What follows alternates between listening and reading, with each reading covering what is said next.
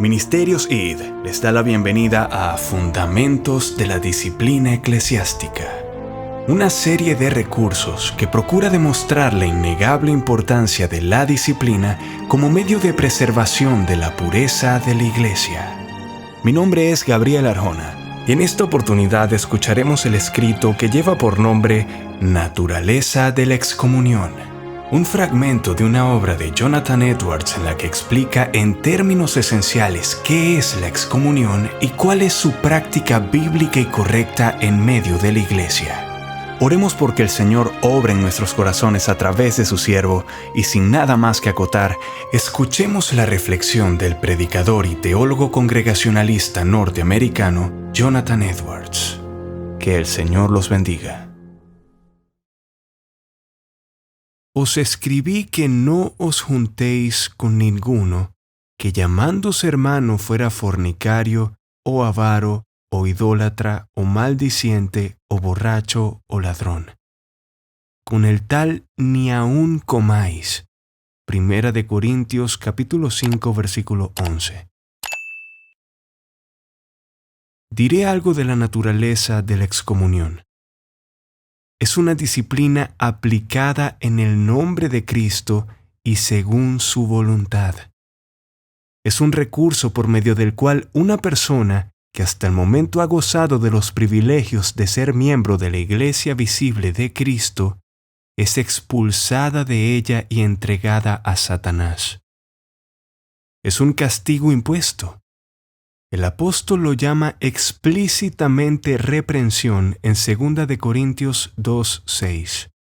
Hablando de la persona expulsada, dice: le basta a tal persona esta reprensión.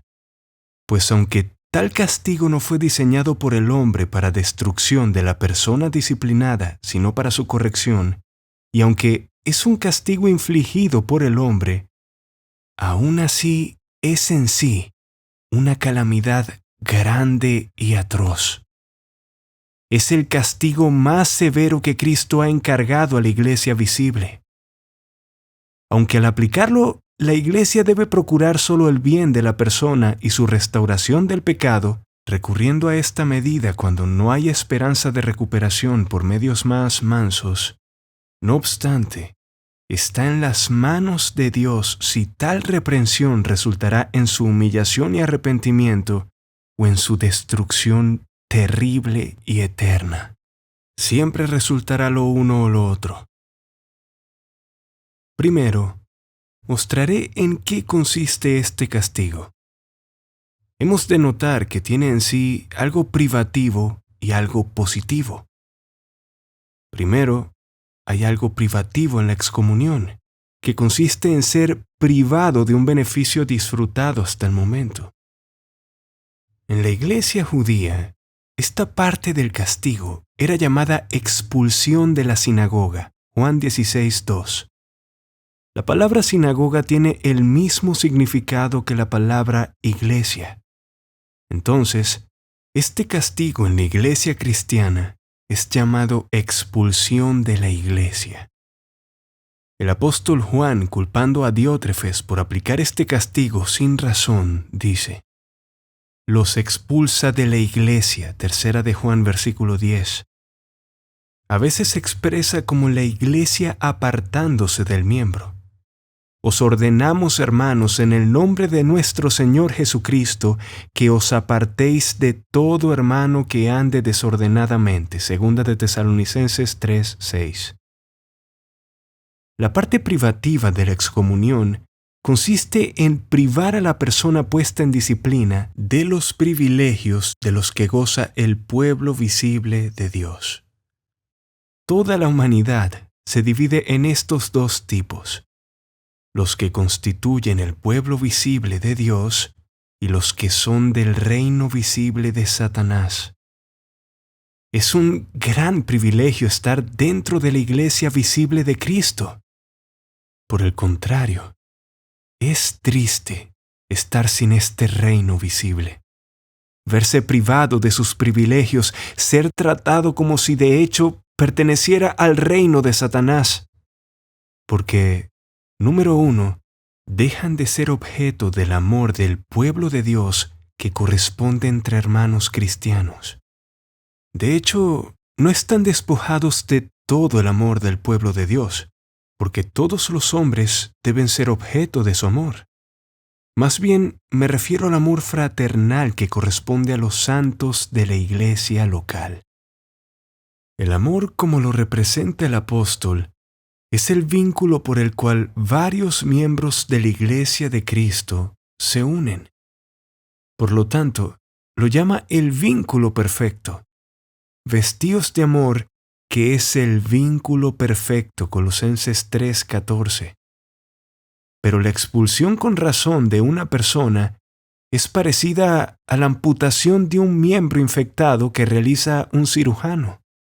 El vínculo que antes lo unía al cuerpo ha sido cortado o roto. Esto implica que la iglesia no aprueba de la persona como cristiana. Ya no la puede considerar con amor fraternal como un santo o hermano adorador de Dios. Por ello, la priva abiertamente de su amor, dejando de reconocerlo como un hermano cristiano, al igual como no reconoce que lo sean los paganos. También queda privado de aquel honor que corresponde a los hermanos cristianos. Ser un cristiano visible es un honor, pero las personas expulsadas renuncian a este honor.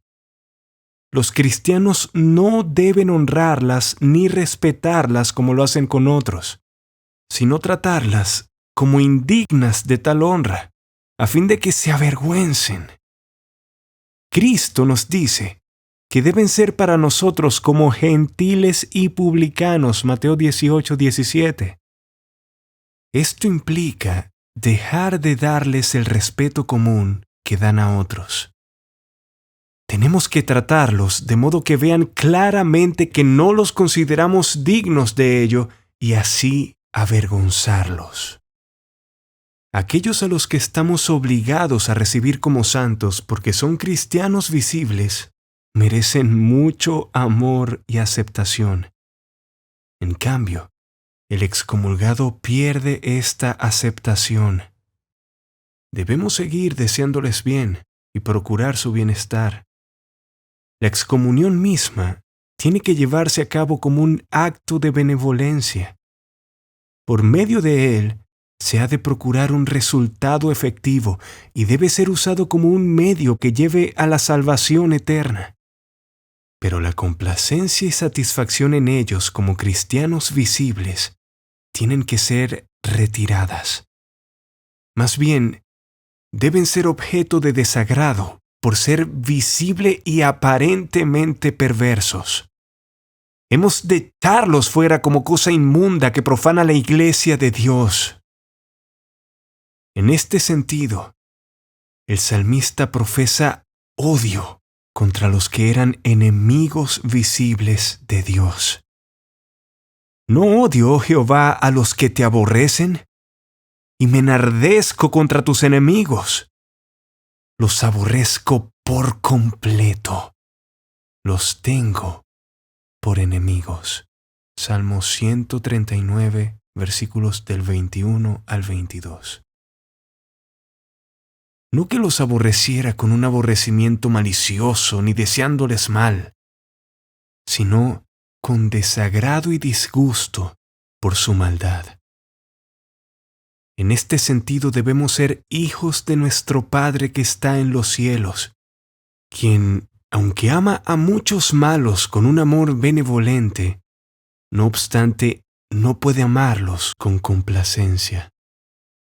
Por tanto, las personas expulsadas son cortadas del amor de la iglesia.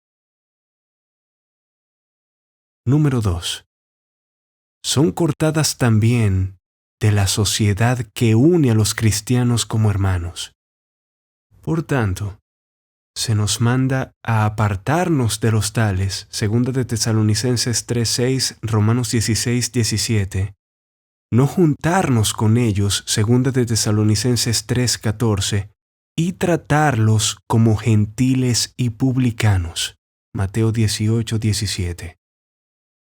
El pueblo de Dios debe hasta donde sea posible apartarse de ellos en lo que respecta a la relación que es correcta entre cristianos. No que tendrían que evitar hablar con ellos totalmente. No se prohíben todos los grados de relación, sino toda relación innecesaria o la que es acostumbrada entre los que disfrutan de una compañía mutua. No debemos asociarnos con ellos con el fin de hacerlos nuestros amigos. Sí, tendría que evitarse su compañía al punto de mostrar mucho disgusto. En particular se nos prohíbe el grado de asociación con ellos que habría si fueran huéspedes a nuestra mesa o fuéramos nosotros huéspedes de ellos a su mesa. Esto se hace evidente en el texto, donde se nos manda mantenernos apartados de ellos, ni aun comer con ellos. Estas palabras hacen evidente que esto no se refiere a no comer o compartir con ellos la cena del Señor, sino a no compartir comidas comunes. El comer que aquí se prohíbe es uno de los grados más elementales de compartir una compañía, lo cual de hecho se prohíbe. No os juntéis con ninguno así, dice el apóstol, con el tal ni aun comáis. Esto es lo mismo que decir, no, ni el grado tan simple de comer con él. Dice él, no os juntéis con ninguno que llamándose hermano fuere fornicario, con el tal ni aun comáis. Esto hace evidente que el apóstol no se refiere a compartir la cena del Señor. Aquí surgen naturalmente dos preguntas. Primera pregunta. ¿Hasta qué punto debe la Iglesia tratar a las personas expulsadas como si nunca hubieran sido parte de la Iglesia visible? Contesto que deben tratarlos como paganos, con dos excepciones en que debe haber una diferencia. Número 1. Deben seguir preocupándose más por su bienestar de lo que se preocuparían si nunca hubieran sido hermanos, y por lo tanto, deben esforzarse más por restaurarlos y salvarlos con sus amonestaciones que lo que están obligados a hacer en el caso de los que siempre han sido paganos. Esto es lo que manifiesta el apóstol al decir, si alguno no obedece a lo que decimos por medio de esta carta, a ese señaladlo, y no os juntéis con él para que se avergüence, mas no lo tengáis por enemigo, sino amonestadle como hermano. Segunda de Tesalonicenses, capítulo 3, versículos 14 y 15. La consideración de que hasta entonces ha sido un hermano y que no lo hemos excluido definitivamente de esa relación, sino que seguimos esperando y usando medios para restaurarlo, nos lleva a preocuparnos más del bien de su alma que de aquellos con quienes nunca hemos tenido esta relación. Debido a esto, oramos por él y nos esforzamos por amonestarlo. La razón misma de la expulsión lo demuestra, porque de hecho esta ordenanza de excomulgar se usa para este fin, a fin de que por ella se obtenga el bien de la persona excomulgada. De seguro que hemos de estar más preocupados por el bien de aquellos que han sido nuestros hermanos y que están ahora bajo la operación del medio usado por nosotros para su bien, que por aquellos con quienes nunca hemos tenido ninguna relación especial. Número 2. Por otro lado, la persona expulsada debe ser tratada con más desprecio y menos respeto que a los paganos en cuanto al amor que antes se le daba y que resultaba en complacencia para ella. Esto resulta claro por el texto y el contexto, porque el apóstol no requiere que evitemos la compañía de los paganos o los fornicarios del mundo, pero requiere expresamente que evitemos la compañía del hermano culpable de uno de los pecados señalados en el texto y otros similares.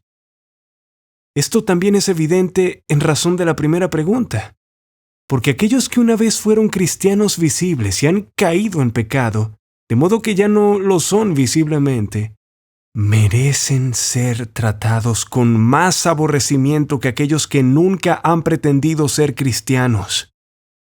El pecado de los primeros al violar su profesión de fe es más grave que el pecado de los que nunca han profesado serlo.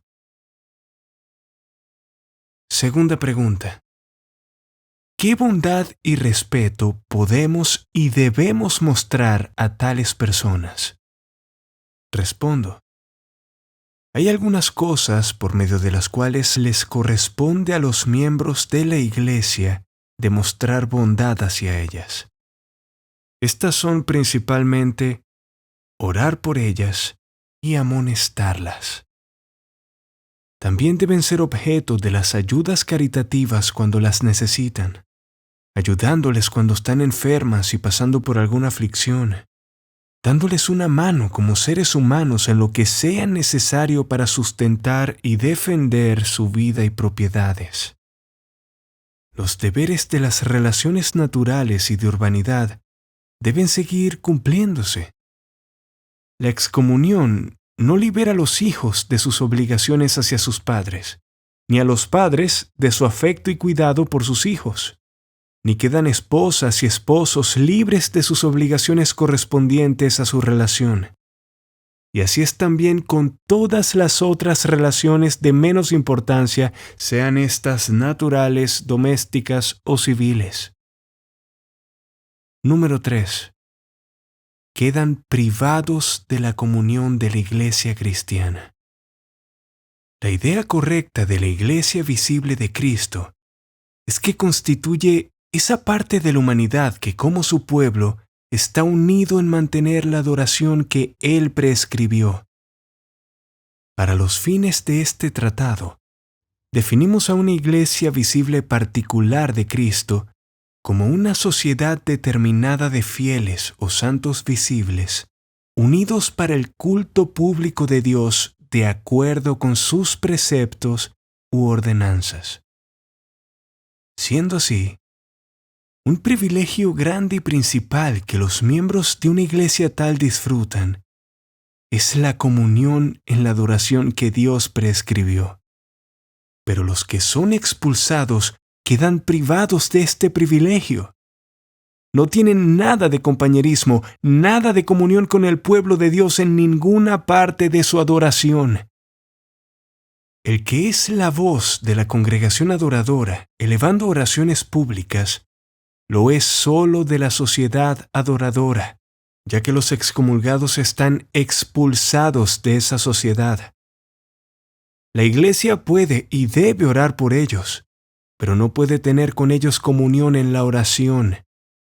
Como hemos dicho anteriormente, las personas expulsadas están en este respecto echadas fuera del amor de la iglesia, quien entonces las considera impías y enemigas de Dios, tratándolas como tales. Por ende, cuando una congregación de santos visibles se une para cantar las alabanzas de Dios, como dice el salmista, exaltemos aún a su nombre, Salmo 34:3, lo hacen solo entre los que son, en su opinión, siervos hermanos y hermanos adoradores de Dios. No lo hacen como uniéndose a paganos, ni le dice el pueblo de Dios a los enemigos declarados de Dios, vengan y exaltemos aún a su nombre, sino que se lo dicen a sus hermanos en el servicio de Dios. Si no debemos juntarnos en sociedad con personas expulsadas, mucho menos hemos de tener comunión con ellas en el culto solemne de adoración, aunque pueden estar presentes. Número 4. Hay privilegios de una naturaleza más interna que disfrutan los que son miembros de una iglesia visible, de los cuales son privadas las personas expulsadas. Siendo el pueblo del pacto de Dios, sus miembros reciben las bendiciones del pacto y por lo tanto se sienten más impulsados a acercarse a Dios en oración con el fin de pedir cualquier misericordia que necesitan. La iglesia visible Es el pueblo entre el cual Dios ha puesto su tabernáculo y al cual quiere dar sus bendiciones.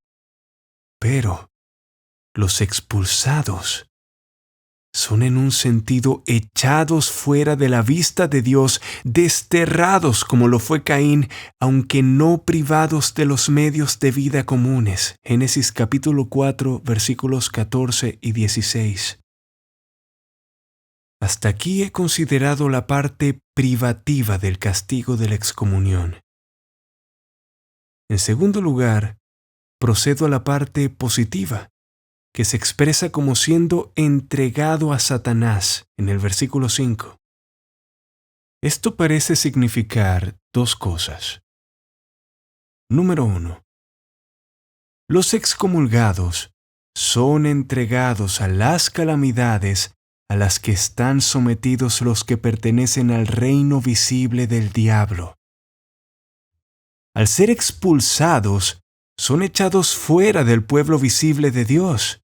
Por ende, son considerados, por lo menos en la mayoría de los sentidos, como estando en las circunstancias miserables y deplorables en que viven los que están bajo la tiranía visible del diablo, como lo están los paganos. En muchos respectos, es indudable que sufren la cruel tiranía del diablo que concuerda con su condición de haber sido arrojados en su reino visible. Número 2. Es razonable suponer que Dios quiera hacer del diablo el instrumento de esos castigos severos y distintivos que su apostasía merece. Dado que merecen un castigo más severo que los paganos y que son entregados a Satanás para la destrucción de la carne, bien podemos suponer que Dios permite a Satanás que moleste exterior o interiormente a los expulsados con medios muy severos para destruir la carne y de esta manera humillarlos, o que deja que el diablo tome posesión de ellos de manera atroz para endurecerlos y así destruirlos para siempre. Porque si bien los hombres tienen como objetivo solo la destrucción de la carne, al final de cuentas es la soberana voluntad de Dios la que determina si procede la destrucción de la carne o la destrucción eterna y más terrible de ellos mismos. Mostraré ahora por quién será infligido el castigo. Número 1. Cuando es infligido regular y debidamente, se considera que es por obra de Cristo mismo. La definición lo implica. Es de acuerdo con su voluntad y según las instrucciones de su palabra. Por lo tanto, Él tiene que ser considerado como rector en ello y debemos verlo como real y verdaderamente de Él, tal como si estuviera sobre la tierra infligiéndolo personalmente. Número 2. Cuando es infligido por los hombres, lo es solo ministerialmente. No actúan por sí mismos en esto, como no lo hacen cuando predican la palabra. Cuando se predica la palabra, es la palabra de Cristo la que se presenta, pues el predicador habla en nombre de Cristo como su embajador. Por lo tanto, cuando una iglesia expulsa a un miembro, la iglesia actúa en nombre de Cristo y bajo su autoridad, no la suya propia. De hecho, la palabra promete que cuando la disciplina de un miembro se realiza debidamente, será confirmado en el cielo. Es decir, Cristo lo confirmará reconociéndolo como un acto suyo. En su providencia futura, considerará lo realizado como realizado por Él mismo. Pondrá sus ojos sobre la persona y la tratará como echada fuera y entregada a Satanás por Él mismo. Si no se arrepiente, Cristo lo rechazará para siempre. De cierto os digo que todo lo que atéis en la tierra será atado en el cielo, y todo lo que desatéis en la tierra será desatado en el cielo. Mateo 18:18.